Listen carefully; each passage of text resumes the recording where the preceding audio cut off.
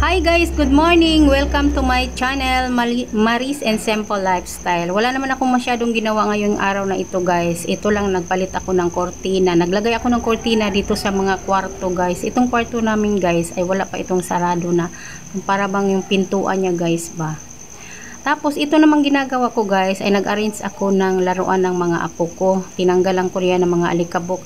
Sa lahat ng gawain guys, ito talaga ang trabahoso. Trabahoso kaya nang mananggal bitaw kag alikabok sa laruan sa imuhang mga apo guys. Siyempre naman guys, mainit pa ang panahon. Tapos pag nakita mong makalat, talagang doble stress ka guys. Pero paghayaan naman natin yan nakakalat guys, kunyari ilagay natin sa mga sako-sako, wala rin guys, pangit tingnan talaga, masisira lang. At ito naman ang kwarto ng anak ko guys na lalaki ay nilagyan ko ng halaman dahil tuwing papasok ako talagang napakainit, puro simento na kasi guys, wala naman kasing gumagamit nito. Tatlo yung kwarto namin guys pero wala lahat, walang natutulog dahil nasa sala naman kami natutulog. Char. Nasa sala kami natutulog guys. Oy, ayoko matulog doon sa mga kwarto. At itong pusa lang talaga namin, ito lang nag-iisa kung saan saan nakakalat. At syempre naman guys, may bininta sa akin ng mangga. 30 pesos lang ito guys sa kapitbahay. Sarili kasi nilang puno kaya mura lang. Barato lang ni siya guys. At ngayon nga guys ay bumili rin ako ng mga noodles, itlog kasi wala nga tayong budget ngayon.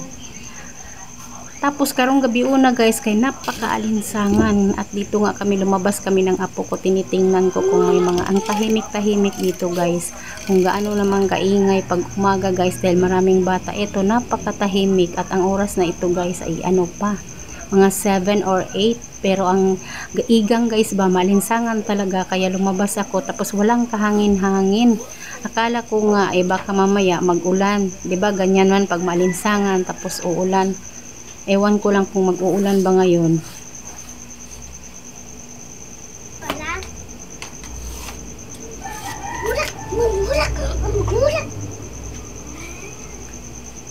Hanggang dito na lang yung video ko guys. Maraming salamat sa nanonood. Please subscribe my YouTube channel and follow my Facebook page, Maris and Simple Lifestyle. Thank you guys.